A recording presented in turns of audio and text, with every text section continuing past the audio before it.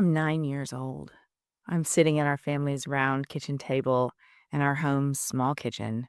A freshly sharpened pencil is in my hand, and a blank piece of wide ruled paper sits in front of me. I'm frustrated. My mom is bustling around the kitchen, preparing, cleaning, organizing. I'm not entirely sure which. She rarely sits down. The effort she puts into making our family's life happy and healthy is tremendous. And at this moment, I'm working on homework. I have to write an essay, the very first of my academic life. I don't remember the exact assignment anymore. It might have been about Florida. It might have been about endangered species. The details have faded with time. But I do remember what I chose as a topic: the manatee, those slow, gentle creatures that live in the rivers and springs I grew up around. I knew what I wanted to say. I could see the whole essay clearly in my head, but the words wouldn't come out the way I wanted them to. The thoughts were there, but they weren't flowing onto the page. I didn't yet have the vocabulary to express what I already understood. So I started speaking the ideas out loud, hoping that if I said them enough, they might arrange themselves into the right order. The point I was trying to make was simple. If we didn't take care of these animals, they might one day disappear. At one point, when I paused mid-sentence, trying to find a word that didn't sound too harsh, my mother quietly stopped what she was doing and said, "Demise." And something in my mind clicked. Welcome back. This podcast started as a way for me to understand something I had only recently discovered: ADHD-related demoralization. At the time, I was trying to figure out what it meant and whether it explained parts of my life that had never quite made sense. As it's evolved, it's become something a little different, an attempt to understand what that experience actually does to a person and how repair begins once you finally see it clearly. Because sometimes repair doesn't mean fixing the machine. Sometimes it means learning how it was built in the first place.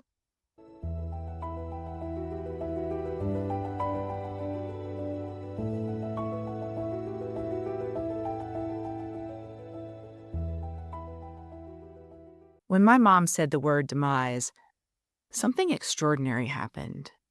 I fell in love with language. Not just words, language.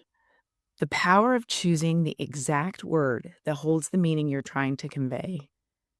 In that moment, I could suddenly see a path, a way to take the thousands of thoughts constantly bouncing around in my head and give them structure. Writing became the place where my brain slowed down, where the chaos organized itself, where pressure escaped. And at the end of that writing session, my mother said something I never forgot. She told me she could see the talent God had given me: writing. There was never a moment after that where I doubted it. Writing was my gift. It has also always been my release valve. When my brain is moving too fast, writing slows it down. When emotions are tangled, writing separates them. When something doesn't make sense, writing lets me examine it. Over the years, I've written constantly, not always for other people. Most of what I write is never seen by anyone but me. Questions, observations, fragments of thought, often ideas, sometimes emotions I didn't know how to say out loud. I love the complexity of language, the history behind certain phrases, the feeling of discovering a word I've never encountered before. There's a scene in the 1989 movie Say Anything where Diane Court, the brilliant valedictorian, keeps a dictionary on a stand and checks off words as she learns them. That's me. except the check marks are stored in my head. My mind is constantly cataloging language because every word is a tool, and the right one can unlock something inside you. Since that first assignment, writing is how I've asked questions. Why did this happen? Why can't I seem to do things the way other people do them? But now I'm writing for a different reason. Now I'm writing to repair. This podcast is part of that repair. And what revealed itself along the way surprised me. My nervous system has started to calm. The best way I can describe it is like driving a car in the wrong gear. For longer than I realized, my brain felt like it was stuck in one that was too high. Everything felt jerky, chaotic, grinding, constantly forcing motion that didn't quite work. But writing these episodes, speaking honestly about what I'm learning, has downshifted my being. The movement feels smoother. The engine isn't fighting itself anymore. For the first time in my life, I don't feel like I'm trying to fix myself. I feel like I'm learning how to operate the machine correctly. That realization leads to something even bigger. Repair isn't about becoming someone else. It's about standing fully in who you already are, unabashedly, without the constant attempt to edit yourself so other people feel comfortable.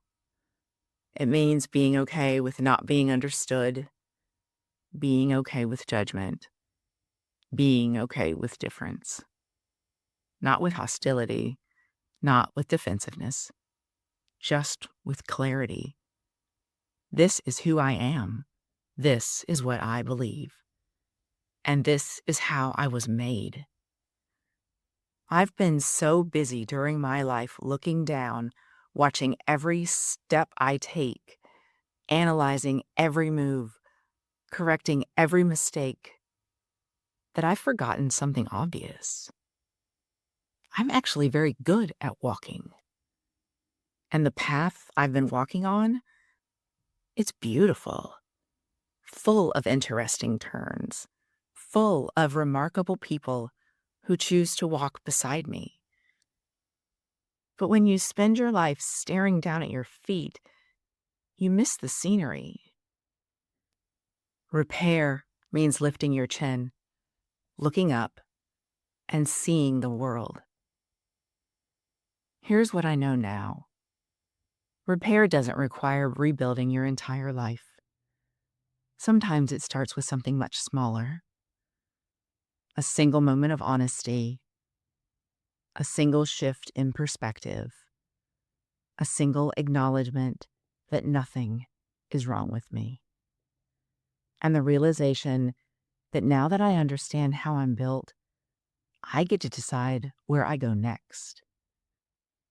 Today is our destiny, not some distant future moment where everything finally makes sense, not some version of yourself you imagine arriving one day. Today. Life is the breath we just took, the one we're taking now, and the one we're about to take next. Repair begins when we decide to love the moment we're in, the person we already are, and the choices we're allowed to make from here.